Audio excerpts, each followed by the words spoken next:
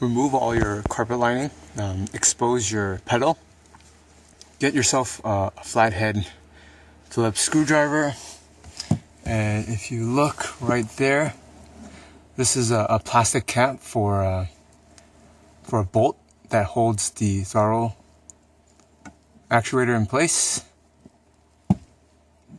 The nut that's in place is a 10mm nut, so get yourself a 10mm socket and take it off.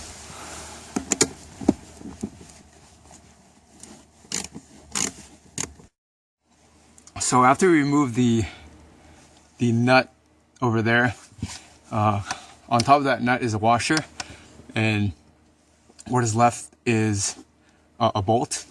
Up top, sorry, let's get some light there. Up top, it's still lashed into place. It might be easier if you remove this top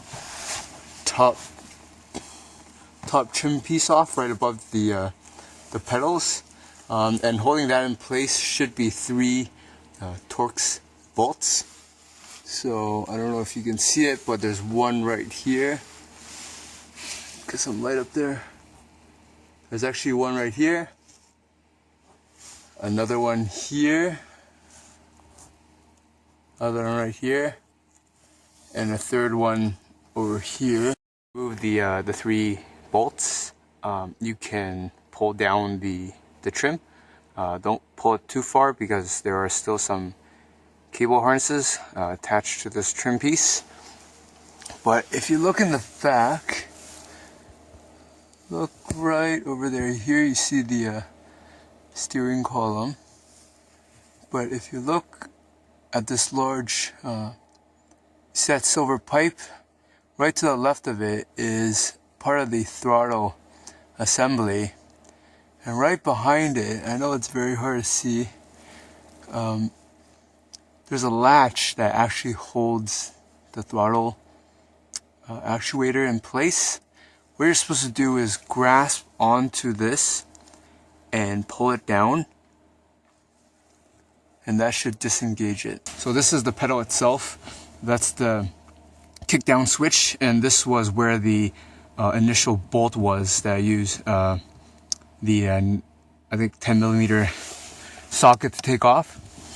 And let's get some light here.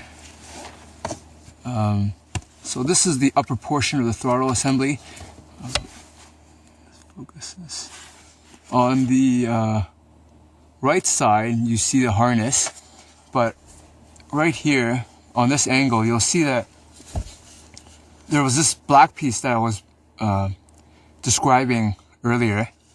The throttle is actually latched onto the body through this tab. So when you pull this actuator down, it disengages the spot it was in, and that way you can free the pedal.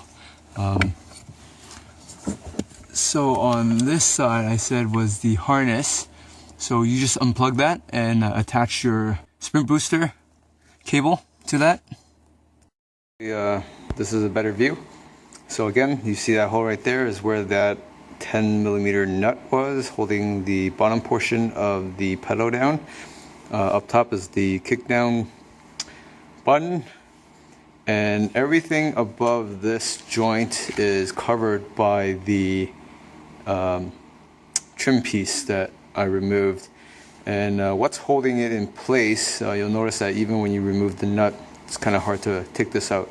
What you need to do is expose that trim piece, and the reason why you want to do it is because of the installation process. But for the disassembly, all you need to do is just grasp onto the pedal, pull the bottom portion out so it's free from the stud that's on the floor, and then pull it straight down. And what that does is that it disengages a slot that goes in here. Essentially it goes like this, and when you pull it down, it disengages and you can pull the whole pedal out. Towards the right side or the passenger side, you'll find the actual harness connection. You want to do now is get the sprint booster. So looks like this. I have the older version. I believe it goes this way. Yep. Harness side goes like this, and then you plug the original harness into this side. Now that the sprint booster is attached, you see that crevice where that wire harness ends up going into. So there's actually quite a bit of room between the body and the carpeting. You just sneak the additional wiring in that crevice, and that should be enough to give it some clearance.